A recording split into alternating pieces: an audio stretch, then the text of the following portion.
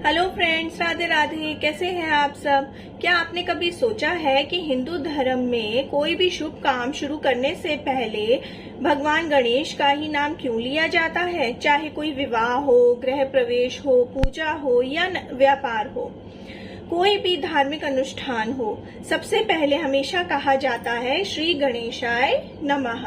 लेकिन आखिर गणेश जी को ही सबसे पहले पूजा जाने का वरदान कैसे मिला? क्या इसके पीछे कोई ऐसी कथा है जिसमें गणेश जी ने अपनी बुद्धि से देवताओं तक को चौंका दिया था? आज की इस वीडियो में हम जानेंगे भगवान गणेश के प्रथम पूज्य बनने की पूरी कथा और साथ ही समझेंगे कि गणेश जी को बुद्धि, विवेक और शुभ आरंभ का देवता क्यों माना जाता है। तो वीडियो को अंत तक जरूर देखिएगा, क्योंकि इस कथा में छिपा है बहुत ही सुंदर संदेश जो हमारे जीवन से भी जुड़ा हुआ है। तो सबसे पहले हम बात करते हैं भगवान गणेश को प्रथम पूज्य क्यों कहा जाता है। पौराणिक परंपराओं में गणेश जी को विघ्नहर्ता और मंगलकर्ता कहा गया है। मान्यता है कि शुभ कार्य की शुरुआत गणेश जी की पूजा से करने पर कार्य निर्विघ्न पूरा होने की प्रार्थना की जाती है। इसलिए पूजा पाठ और अनेक मंगल कार्यों में सबसे पहले भगवान गणेश का स्मरण किया जाता है। लेकिन अब सुनिए वो प्रसिद्ध कथा जिसमें गणेश जी को प्रथम पूज्य बनाने की परंपरा से जोड़ दिया गया है। तो चलते हैं पहले इस बात पर कि कैलाश पर्वत पर एक दिन क्या हुआ था। तो एक समय की बात है, कैलाश पर्वत पर भगवान शिव और माता पार्वती विराजमान थे। उनके दो पुत्र भगवान गणेश और भगवान कार्तिकेय भी वहां उपस्थित थे। दोनों भाई अपने अपने गुणों के कारण विशेष थे। कार्तिकेय जी तेज, पराक्रम और वीरता के प्रतीक माने जाते हैं, जबकि गणेश जी अपनी बुद्धि और विवेक के लिए प्रसिद्ध हैं। एक दिन दोनों भाइयों के बीच इस बात को लेकर चर्चा होने लगी कि दोनों में श्रेष्ठ कौन है। तभी भगवान शिव ने दोनों की परीक्षा लेने का विचार किया। अब उन्होंने एक शर्त रखी। उन्होंने क्या शर्त रखी? भगवान शिव ने दोनों पुत्रों से कहा, तुम दोनों में से जो सबसे पहले पूरी पृथ्वी की परिक्रमा करके वापस कैलाश आएगा उसे विजयी माना जाएगा। शर्त के अनुसार और कार्तिकेय जी अपने वाहन मोर पर सवार होकर गए।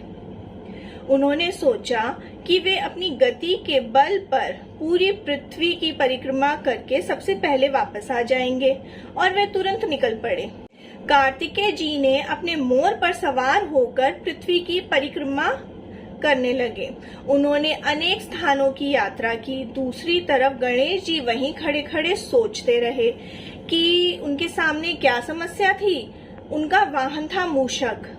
वे जानते थे कि यदि वे भी पृथ्वी की वास्तविक परिक्रमा करने निकलेंगे तो कार्तिकेय जी की तुलना में उनकी गति बहुत धीमी हो जाएगी।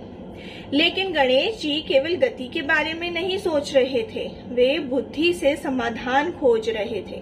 तो उन्होंने अपनी बुद्धि से क्या समाधान निकाला? कुछ समय सोचने के बाद गणेश जी ने भगवान शिव और माता पार्वती के सामने हाथ जोड़कर उन्हें प्रणाम किया। फिर उन्होंने अपने माता पिता की 3 परिक्रमा की। भगवान शिव और माता पार्वती ने आश्चर्य से पूछा, गणेश, तुमने पृथ्वी की परिक्रमा क्यों नहीं की? तब गणेश जी ने बहुत सुंदर उत्तर दिया। उन्होंने कहा, मेरे लिए मेरे माता पिता ही समस्त संसार हैं। माता पिता की परिक्रमा करना मेरे लिए पूरे संसार की परिक्रमा करने के समान है। गणेश जी की ये बात सुनकर भगवान शिव और माता पार्वती अत्यंत प्रसन्न हुए। जब कार्तिकेय जी अपनी यात्रा पूरी करके वापस कैलाश पहुंचे, तब उन्हें पता चला कि गणेश जी को विजेता घोषित कर दिया गया है। कार्तिकेय जी ने इसका मतलब पूछा और इसका कारण पूछा। तब भगवान शिव ने समझाया कि गणेश जी ने अपनी बुद्धि और विवेक से माता पिता की परिक्रमा करके संसार की परिक्रमा का भाव पूरा किया है। इस कथा का सबसे सुंदर संदेश यही है कि जीवन में केवल तेज होना ही पर्याप्त नहीं है। सही समय पर सही निर्णय लेना भी जरूरी है। कार्तिकेय जी के पास गति थी, लेकिन गणेश जी ने अपनी बुद्धि का प्रयोग किया। पौराणिक परंपरा में इसी प्रसंग को गणेश जी के प्रथम पूज्य होने की प्रसिद्ध कथा से जोड़ा जाता है। गणेश जी को वरदान और सम्मान मिला कि शुभ कार्यों में सबसे पहले उनका स्मरण और पूजन किया जाएगा। इसीलिए आज भी हम किसी भी शुभ काम की शुरुआत करते समय श्री गणेशाय नमः अर्थात शुभ कार्य की शुरुआत भगवान गणेश के स्मरण से करते हैं। अब भगवान गणेश जी की पूजा का क्या अर्थ होता है? गणेश जी की पूजा केवल एक धार्मिक परंपरा नहीं है, बल्कि इसके पीछे प्रतीकात्मक संदेश भी देखे जाते हैं। उनका बड़ा मस्तक हमें बड़ी सोच रखने की प्रेरणा देता है। उनके बड़े कान हमें ध्यान से सुनने की सीख देते हैं। उनकी छोटी छोटी आंखें एकाग्रता का प्रतीक मानी जाती हैं और उनका वाहन मूषक हमें ये संदेश देता है कि मन की चंचलता और इच्छाओं पर नियंत्रण रखना जरूरी है। सबसे महत्वपूर्ण बात यह है कि गणेश जी की कथा हमें बताती है कि किसी भी परिस्थिति में घबराने की बजाय अपनी बुद्धि और विवेक से समाधान खोजना चाहिए। इस कथा का एक और बहुत बड़ा संदेश है कि माता पिता के सम्मान से जुड़ा है। गणेश जी ने अपने माता पिता को ही अपना संसार माना, इसलिए यह कथा हमें याद दिलाती है कि माता पिता का सम्मान और उनकी सेवा हमारे जीवन के महत्वपूर्ण मूल्यों में से एक है।